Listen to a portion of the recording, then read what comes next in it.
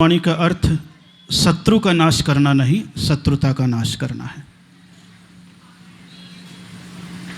जिसके भीतर क्रोध बैठा रहता है वो हमेशा शत्रु के नाश का विचार करता है, और जिसके भीतर क्षमा आ जाती है तो भीतर से शत्रुता का नाश करने के लिए तैयार हो जाता है। संसार में चोट देकर क्षमा मांगना बहुत सरल होता है। संसार में चोट देकर, एक मुकेश का भी दे दो, जनकपुरी वाला वो आया था ना जो बाहर का रोज, हाँ हो गया, हाँ ये बैठे ना सामने, अच्छा वही ना, हाँ क्योंकि रोज आते रहते वर्षों से। चोट खाकर, चोट देकर क्षमा मांगना बहुत सरल होता है, लेकिन चोट खाकर क्षमा करना सबसे बड़ा काम है।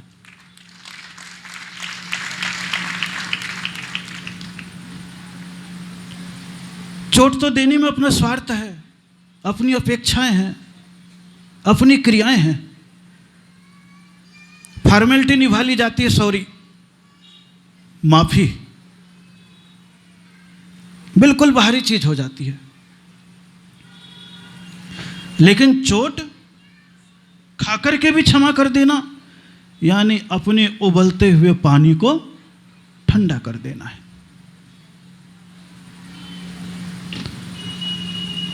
हम सभी लोग जिंदगी में क्षमा मांगने के लिए आए हैं, और आचार्यों ने आज के लिए एक छोटा सा ही सूत्र लिख दिया है, कोटि पूजा समम स्तोत्रम, और कोटि स्तोत्र सम क्षमा, और कोटि जप सम भक्ति, और कोटि भक्ति सम क्षमा।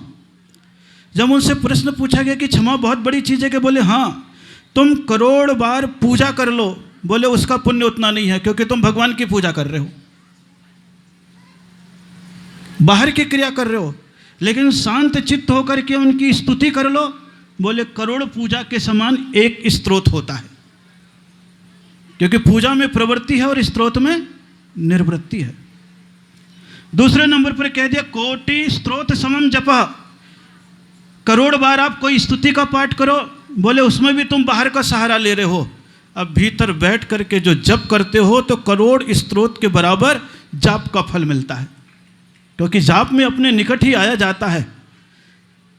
जप का अर्थ जल्पना नहीं है, जप का अर्थ शास्त्रों में क्या लिखा है, जकारो जन्म विच्छेद प्रकारो पाप नाशनम। ज यानी जन्म का विच्छेद करना, प यानी पाप का नाश करना। जो व्यक्ति परमात्मा के नाम की जाप करता है अपने जन्म और पाप का नाश करता है। जकारो जन्म विच्छेद पकारो पाप नाशनम, इसीलिए कह दिया कोटि स्त्रोत सम जपा। और बोले कोटि स्त्रोत भी कर लो, तो बोले कोटि जप सम भक्ति। जब बिल्कुल निर्मल परिणाम हो जाते हैं और एक भक्ति भी होती है, तो करोड़ों भक्ति का फल एक, करोड़ों जप का फल एक भक्ति में होता है। बोले कैसी भक्ति होती है, बोले जैसे भक्ति समंत्र भद्र ने की और पिंडी से चंदा प्रभु प्रकट हो गए, जाप करने से नहीं हुए। मानतुंग ने भक्तामर की भक्ति की, जेल के ताले टूट गए। धनंजय ने भगवान की भक्ति की, उसके बेटे का जहर भी। इसलिए आचार्यों ने कह दिया करोड़ जाप से ज़्यादा फल एक भक्ति का होता है। बोले लेकिन उससे भी ज़्यादा किसका फल है, कोटि भक्ति समम क्षमा, कि करोड़ बार तुम भक्ति कर लो, लेकिन एक बार अगर किसी के भीतर से तुम अपनी दुश्मनी को निकाल लेते हो, क्षमा मांग लेते हो, तो करोड़ भक्ति से भी ज़्यादा पुण्य मिल जाता है। क्योंकि भक्ति से तो बाहर का परमात्मा प्रकट होता है और क्षमा से भीतर का परमात्मा प्रकट होता है। इसलिए आज पर्वादिराज पर्युषण पर्व के कलशारोहण का दिन है। किसका दिन है, कलशारोहण। इसकी नींव भी क्षमा पर है और इसका शिखर भी क्षमा पर है। और क्षमा का अर्थ क्या होता है, क्षमा मांगना भी होता है और क्षमा करना भी होता है। इसलिए 6 शब्द में 2 घुंडी होती है, एक घुंडी ऊपर से लगाओगे और दूसरी घुंडी, जहां क्रोध होता है वहां दोनों तरफ से गांठ होती है। कहां से गांठ होती है, दोनों तरफ से गांठ होती है। और कई बार किसी के प्रति मन में गांठ बन जाए तो कितना भी अच्छा काम करे, नाम लेने का भाव भी पैदा नहीं होता, जय जिनेंद्र का भाव भी नहीं होता, आंखें मिलाने का भाव ही नहीं होता, क्योंकि भीतर अगर निर्मलता की नमी होती है तो आप देखोगे खेत में मिट्टी को निर्मलता की नमी होती है तो पूरी मिट्टी एक से मिली हुई होती है, लेकिन कहीं भीतर की निर्मलता की नमी सूख जाती है, उसी खेत को देखना पपड़ी में टूटे फूटे लकीर दिखाई पड़ने लग जाते हैं, अलग अलग विभाजन दिखने लग जाता है। हमारे मन में भी ऐसे ही होता है, अगर कहीं क्षमा की, धर्म की नमी है तो हमारी सारी समाज की मिट्टी एक नजर आती है, और कहीं पर भी नमी भीतर की सूख गई है तो अलग अलग पपड़ियां अपने आप नजर आने लग जाती है। तू कर रहा है तो मैं सम्मिलित नहीं, मैं कर रहा तो तू भाड़ में जाए। और जहां ऐसी भावना आ जाती है, बोले अभी क्षमा छ शब्द की गुंडी नहीं खुली है। इसीलिए शास्त्रों में श्लोक लिखा, दो घुंडी को खोलना, पहली घुंडी मांगने की है और दूसरी घुंडी करने की है। जहाँ क्षमा मांगना और क्षमा करना दोनों हो जाता है, वहीं भीतर से बैर का समापन होने लग जाता है। इसीलिए शास्त्रों में कह दिया, खम्मामि सब्बे जीवाणम, और सब्बे जीवा खमन तुम्हें, कि सभी जीवों को मैं क्षमा करता हूँ और सभी जीवों से मैं क्षमा मांगता हूँ। करना भी है, और पहले तो कर सामने, और कोई नहीं भी करता है तो तू जय जिनेंद्र बोल सकता है, नहीं भी करता है तो तू फोन करके क्षमा मांगी कर सकता। भाई साहब जय जिनेंद्र, वो नंबर देखेगा, बोले आज दुश्मन का नंबर कैसे आ गया, और जैसे उसने देखा और उठा लिया तो समझ लेना उसके मन में तुम्हारे प्रति भावना थी इसलिए उठा लिया, और काट लिया तो समझ लेना तुम्हारी तरफ से तो बैर कट गया है। वो काटे या न काटे, वो अभी कमट के मठ में है, तुम तो कम से कम पारसनाथ के पास में पहुंच जाओ। लेकिन तुम्हारी स्थिति तो ऐसी हो जाती है, अगर दुश्मनी हो गई है तो मर जाऊंगा लेकिन उसके चौखट पे पाऊं भी। आज क्षमा माणी भी मांगोगे तो आपस में जय जिनेंद्र क्षमा करोगे, लेकिन जिससे दुश्मनी है जाकर के उससे नहीं बोलोगे कि भाई साहब जो हो गया सो भूल जाओ। सामने वाला करे या ना करे, अपनी तरफ से बैर की दीवार तोड़ देना, नहीं तो कमठ के मठ में निरंतर बैठे रहोगे, हमेशा पतन होता रहेगा, पारसनाथ के पास नहीं। और ये भीतर की प्रसन्नता होती है, क्योंकि संसार में रह करके गलती करने में कोई कंजूसी आपने नहीं की है, ये ख्याल करना। कभी कंजूसी की है गलती करने में? कोई कंजूसी नहीं की है। तो महावीर कहते हैं जब तुमने गलती करने में कंजूसी नहीं की है तो क्षमा मांगने में भी कभी कंजूसी मत करना, क्योंकि गलती करना तो प्रकृति है, स्वाभाविक है, भूल करना तो प्रकृति है, और भूल को स्वीकार कर लेना संस्कृति है। भूल करना प्रकृति है, स्वाभाविक हो जाएगा, न भी चाहोगे तो। अरे चलते चलते भी आ रहे हो, किसी को पांव से धक्का लग गया, उसको गुस्सा आ जाएगी, बीच में क्यों घुस गया, लात मार दी। लेकिन आपके भीतर जरा सा मैनर्स होता है, तो भीड़ से निकलते हो कहीं लाल लग जाती, सॉरी, इतना साफ बोल देते, नहीं नहीं साहब आइए आइए निकल जाइए, वो भी टेढ़ा हो जाता है। और अगर सॉरी का भाव आपके चेहरे पर नहीं दिखता है और लात लग गई, इसका तो काम ही ऐसे बीच में घुस के हमेशा लात मारता देखूंगा, एक क्षण भीतर के मनोभाव आ जाते हैं। इसलिए भूल करना तो प्रकृति है, भूल को स्वीकार न करना, गलती को स्वीकार न करना, भूल को स्वीकार कर लेना, गलती को स्वीकार कर लेना संस्कृति है।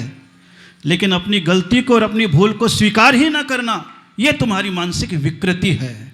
और जहां विकृति आ जाती है वहां न तो प्रकृति सही रहती है और न ही तुम्हारी संस्कृति का विकास हो पाता है।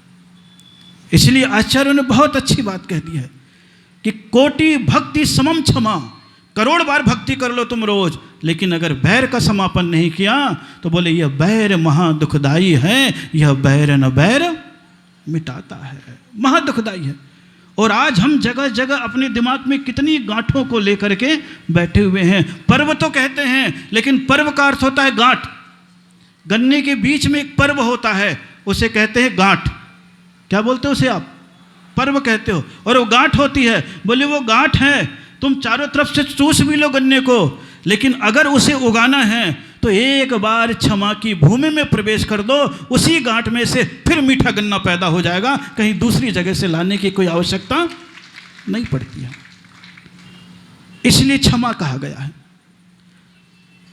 और वो क्षमा क्रोध के अभाव में होता है, मान के अभाव में होता है, माया के अभाव में होता है, और लोभ के। अगर आपका लोभ होगा तो दुश्मन हमेशा खड़ा रहेगा, क्योंकि बोलेगा कि यही है जो मेरे कार्य में व्यवधान डालता है, मेरे इनकम में व्यवधान डालता है, मेरे सुख में व्यवधान डालता है, ये भाव पैदा हो जाएगा। तो लोभ में हो जाता है। कभी भीतर छल कपट छुपा हुआ होता है कि दिखाना कुछ पड़ता है और होता तो भी क्रोध बैठा रहता है। मान में तो ही क्रोध रहता ही है, मैं क्यों झुकूं, मैं क्यों मांगू, पहले मैं क्यों बोलूं, और पहले मैं क्यों बोलूं के चक्कर में जिंदगी गुजार देता। और कई बार सामने वाला अच्छा होकर के आगे बढ़ जाता है तो वो फिर भीतर से तड़पने लग जाता है कि अरे मैंने उस समय नहीं मांगा तो मामला गड़बड़ हो गया, वो तो अपने शिखर पर पहुंच गया और मैं जहां गड्ढे में था वहीं का वहीं रह गया। और क्रोध में तो क्षमा मांगने का भाव ही पैदा नहीं होता। इसीलिए जब ये चारों कसाएं समाप्त हो जाती है तो बोले नींव पे जो क्षमा तुमने रखी है, फिर धीरे से मंदिर कितना भी अच्छा बना हो, अगर उस मंदिर के शिखर पर कलश नहीं है तो मंदिर अधूरा है। उसी प्रकार 10 धर्म का भी पालन कर लिया और तुम्हारे भीतर क्षमा के भाव नहीं है तो कलश के बिना तुम्हारे जिंदगी का मंदिर अधूरा का अधूरा ही रह जाता है। इसीलिए आचार्यों ने कह दिया क्षमा मांगते हो तो भीतर की प्रसन्नता बाहर प्रकट होने लग जाती है। आप कहते हो ना कि जब भीतर से क्षमा पैदा होती है तो क्या हो जाता है, 4 मिले 64 खिले 20 खड़े कर जोड़। जब आपके भीतर क्षमा पैदा हो जाती है तो 4 लोग मिलते हैं। कौन से 4 मिलते हैं? 2 तुम्हारी आंख है और 2 सामने वाले की आंख है। जहां तुम्हारा प्रेम पनपता हुआ दोनों की निगाहें मिल जाती है। इसलिए क्या कहते हैं, 4 मिले 64 खिले। 64 खिल जाते हैं, 32 दांत तुम्हारे और 32 दांत उसके खड़े हो जाते हैं। जब भीतर क्षमा पैदा होती है तो 4 मिले 64 खिले 20 खड़े कर जोड़। और जैसे ही आप क्षमा के भाव से जुड़ते हैं तो ये 10 आपके हैं और 10 सामने वाले के हैं। इसलिए 20 क्या हो जाते हैं, हाथ को जोड़ करके खड़े हो जाते हैं। और क्षमा ऐसी चीज है कि क्षमा जब आता है तो जब एक दूसरे से गले मिलने लग जाते हो, क्षमा ऐसी चीज है हर से रोम करोड़, फिर तुम्हारा रोम रोम पुलकित हो जाता है। और जितने भी गिला शिकवा होते हैं तुम्हारे आंसुओं के माध्यम से, हंसी खुशी के माध्यम से सारे के सारे बह जाते हैं। इसलिए अपने जीवन में जो कोई भी मिला हुआ है, 4 दिन की जिंदगी, तकरार किस लिए, रहे दिलों में खार किसके लिए, सबको एक शमशान में जाकर के मुट्ठी भर राख बनना है, तो फिर रखे दिल में दरार किस लिए। अपने दिल में दरार क्यों रख रहे हो, जाना सबको वहीं है। उस अहंकार के पीछे, उस अधिकार के पीछे, उस मैं के पीछे, उस स्वार्थ के पीछे बोले कहीं पर भी दुश्मनी मत लो। तुम जिंदगी में दोस्त नहीं बना सकते हो, कोई गम वाली बात नहीं है, लेकिन कभी किसी को दुश्मन बनाने की चेष्टा मत करना। दोस्त नहीं बनाओगे कोई नुकसान नहीं है, लेकिन दुश्मन बन गया तो जिंदगी भर बैर चलता चला जाएगा। द्वेष भाव के लिए मना किया गया महावीर ने। इसलिए जहां अपने भूल के सुधार का एहसास होने लग जाए, बस वहीं समझ लेना तुम्हारे भीतर क्षमा के भाव पैदा होने प्रारंभ हो गए हैं। और जहां भूल सुधार के और स्वीकार के भाव नहीं हैं तो समझ लेना अभी अहंकार का सूखा डंडा है, वो उसमें कभी अंकुर फूटने वाला नहीं है। जिंदगी मिली है इसलिए ज़्यादा समय नहीं ले रहा हूँ, क्योंकि 9:45 से भी ऊपर हो चुके हैं। अपने जीवन में सोचो, प्रभु आज क्षमा वाणी है तो मेरी वाणी में क्षमा के भाव रहें, एक दूसरे के साथ प्रेम और स्नेह के भाव बने रहें। मैं भी यहाँ पर आनंद के साथ रह रहा हूँ। क्षमा वाणी है, बहुत सारे गुरु महाराज हैं, साधु संत हैं, निश्चित रूप से कोई भी व्यवहार हम लोग का है, उनके मन में भी कहीं क्रोध आक्रोश आ जाता है तो हमेशा सवेरे उठते के साथ ही क्षमा याचना कर लेते हैं। समाज में भी रहते हैं, कहीं उठते हैं, बैठते हैं, कार्यक्रम होता है, चर्या होती है, जो करता है उसी को सुनना पड़ता है, जो नहीं करता उसकी भी अपेक्षाएं होती है, तो कहीं न कहीं कोई ना कोई मन में कलुषता आ जाती है। ऐसी नौबत में आने नहीं देता हूं। मैं भले आपको मित्र न बनाऊं, लेकिन कभी दुश्मन बनने नहीं देता हूं, कभी नहीं बनने देता हूं। तुम भक्त बनो या न बनो, लेकिन मैं नहीं चाहता कि मेरे कारण से कम भक्त बन जाओ, कभी नहीं चाहूंगा। हाँ, तुम अपने अहंकार से ही कुछ भाव ले आओ, अपने जिससे ही कोई भाव ले आओ, ना समझे में कोई भाव ले आओ, ये तुम्हारी त्रुटि है, ये तुम्हारा मन है, तुम्हारी क्रियाएं हैं, उससे कोई फर्क पड़ने वाला, क्योंकि तुम अपने भीतर से दुश्मनी लिए हो, अपने भीतर से मन को कलुषित किए हो। किसी दूसरे को देख करके एक उनके पास निकट आ गया तो दूसरा कहता वो घुसा हुआ इसलिए मैं दुश्मन। तो तुम्हारी दुश्मनी का कारण मैं नहीं हूं, तुम्हारा अहंकार है। तुम्हारे निगाहों में, तुम्हारे मन में जो दुश्मन की छवि बैठी हुई है, उस छवि को तुम देखने लग जाते हो। और छवि तो क्या है, तुम भगवान तक को नहीं छोड़ते हो, तो साधु की कौन सी बात करूं। भगवान भी अगर तुम्हारे दुश्मन ने मूर्ति बैठा दी है तो तुम कहोगे उस वेदी में दर्शन करने, अभिषेक करने भी नहीं जाऊंगा। तुम्हारा दुश्मन तुम्हारा भगवान हो जाता है, क्योंकि व्यक्ति ने दिया है। आप उस समय आदिनाथ की मूर्ति नहीं कहोगे, आप कह दोगे फलाने चंद की मूर्ति है। अब तुम वहाँ जाते हो तो तुम्हें फलाना चंद दिखता है, तुम्हें परमात्मा। इतनी मानसिक कलुषता तुम्हारे भीतर बैठी हुई रहती है, इसलिए तुम अपने कारण से किसी से दुश्मनी ले लो, अलग बात है। किसी दूसरे के इशारे पर दुश्मनी लेकर के दूरियां बना करके रहो, बोले वो तुम्हारी कमजोरी है। साधु की कमजोरी नहीं होती है। तो ऐसे समाज के बीच में रहते हैं, कई कारण ऐसे बन जाते हैं जिसमें कहीं ना कहीं आपके मन को चोट लगती है। लेकिन जहां कहीं भी आप लोगों के दिल में मेरे माध्यम से चोट लगी हो, तो आज उत्तम क्षमा का मलहम उसमें लगा लेना, ताकि तुम्हारा घाव पूरा का पूरा सूख जाए। क्षमा तो वीरों का गहना है, जो हुआ आत्मस्थ वही इसे पहना है। क्षमा वीरस्य भूषणम कहते हैं। और क्षमा मांगना भी और क्षमा करना दोनों वीरों का काम है, किसी कमजोर का काम नहीं है। इसलिए ज़िंदगी मिली हुई है, प्रभु से प्रार्थना करते हुए हम सभी लोग आगे बढ़ रहे हैं और प्रभु से कहते रहे, प्रभु जितनी भी ज़िंदगी मेरी है आपस में दुश्मनी के साथ व्यतीत न हो। हम एक दूसरे से क्षमा मांगे और क्षमा करते हुए आपस में समाज में हैं तो बिल्कुल प्रेम से रहने की चेष्टा करें। सोचें अंगुली भले ही पांचों अलग अलग है, कोई छोटी है बड़ी है, अपना अपना काम कर रही है, लेकिन जब भी खाने का समय आता है पूरी अंगुली एक हो जाती है, कोई अंगुली अलग अलग। उसी प्रकार है प्रभु, समाज में हम खाते अलग है, रहते अलग है, व्यापार अलग है, सकल सूरत अलग है, रिश्तेदार अलग है, लेकिन जब भी धार्मिक कार्य होता है हम सभी लोग अपनी दुश्मनी को भुला करके एक अंगुली हो जाएं, धर्म का भोजन करने लग जाएं, तो पेट भी भर जाता है, अंगुली का स्वाद भी, वस्तु का स्वाद भी बढ़ जाता है। ये हमारे भीतर की क्षमा होती है। इसलिए आज के दिन जिससे भी जाएं उत्तम क्षमा मानी। क्रोध को तुम कल पे टालो, लेकिन क्षमा को आज ही कर डालो। आप तो क्रोध को तुरंत करते हो और क्षमा को कहते हो परसों करेंगे, नरसों करेंगे, संडे का दिन करेंगे। कौन सा दिन करेंगे? मंडे का दिन करेंगे। और आपके भीतर यही भावना है। क्षमा कोई फंक्शन थोड़ी ना है।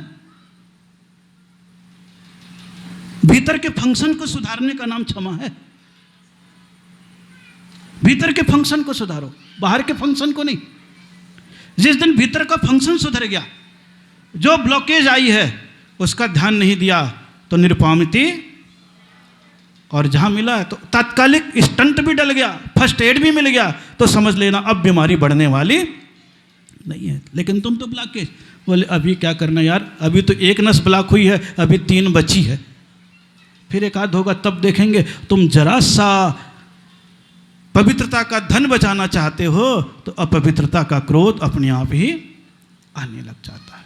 इसलिए जीवन मिला है, आनंद के साथ रहो, आनंद के साथ सारी क्रियाएं करते चले जाओ, क्योंकि आज क्षमा वाणी का अंतिम दिन है। अभी तो पारणा हो जाएगी, फिर उसके उपरांत आगे का कार्यक्रम जो चलना है वो चलेगा ही, और उसके उपरांत फिर सिद्ध चक्र महामंडल विधान। कौन सा विधान?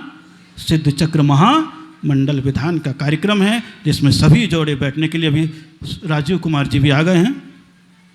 आ जाइए राजीव कुमार। क्षमा वाणी का समय है, बहुत मेहनत के साथ अभी इस कार्य के लिए आगे बढ़े हैं, और आप सभी लोग यहाँ से जोड़े के लिए भी तैयार हुए हैं। निश्चित रूप से मान के चलना कि आपको ऐसा सौभाग्य जयपुर में तो कई बार मिला होगा, मुझे पता नहीं, लेकिन हो सकता है मेरे साथ ये पहली बार ही चांस है कि केवल 5,000 रुपये में ही आपको स्वतंत्र सिद्ध चक्र मंडल विधान करने का अवसर मिल रहा है। क्योंकि अपना ही मांडला है, अपने ही बैठने वाले हो, अपने ही अर्घ चढ़ाने वाले हो, अपने ही 1,008 एक मांडला। आप ऐसे मंदिर में करते हो कि नहीं करते हो? कभी कभी लग जाता है। और इतने अच्छे तरीके से कि आपको आने की, जाने की सुविधा, वस्त्र की सुविधा और बैठने की सुविधा, इन 3 सुविधा के साथ सामग्री की भी सुविधा, और ऊपर से एक सिद्ध चक्र विधान करने का आपको स्वतंत्र अवसर। ऐसा अवसर आपको तो बहुत मिल सकता है, आपको तो बहुत मिल सकता है, लेकिन मेरा कोई भरोसा नहीं।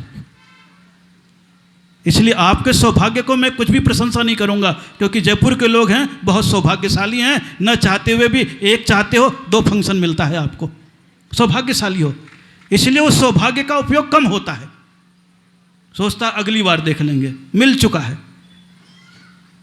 इसलिए भीतर का जो जोश उल्लास पैदा होना चाहिए वह बहुत धीरे से पैदा होता है, घसीट घसीट के होता है। कैसे होता है? घसीट घसीट के होता है। नहीं तो ऐसे मौके पे तो 1 मिनट में ही पूरा काम हो जाता है। होता है कि नहीं होता है? अपने नगर में भी होता है, और कहीं बाहर अवसर मिल जाए तो अपने नगर में तो आप बैठ गए हो, सबको पता लग गया है कि एक छोटा सा विधान हुआ, तब यहाँ पर पूरे के पूरे लोग बैठ गए। अब जब वहाँ पर विधान होगा और कहीं पूछूंगा भाई सेक्टर 8 प्रताप नगर के कितने हैं, जब आप एक साथ उठ के खड़े होते, अरे बोले यार ये क्या हुआ, फिर देखोगे मैं भी कह सकता हूँ ठीक ठाक जगह था। क्या कह सकता हूँ? आई समझ में? आ गई? ये आखिरी है, उसके उपरांत तो पता नहीं, आगे के मोहल्लों में घूमता हुआ जाऊँगा। आपका जीवन मंगलमय हो, धन्यता से भरे, आचरण से भरे। इसी पुनीत भावनाओं के साथ अब कोई भी समय न लेते हुए उपवास वाले वहाँ पहुँच जाएं, आहार देना हो तो आहार दे लेवे, और अगर पालना की व्यवस्था है तो उस हिसाब से व्यवस्था कर लेवे, ताकि शीघ्रता से वह काम भी हो जाए। इसी पुनीत भावनाओं के साथ सभी लोगों को बहुत बहुत मंगलमय आशीर्वाद। ओम नमः। हाँ राजीव जी को दे दो। बोलिए शांतिनाथ।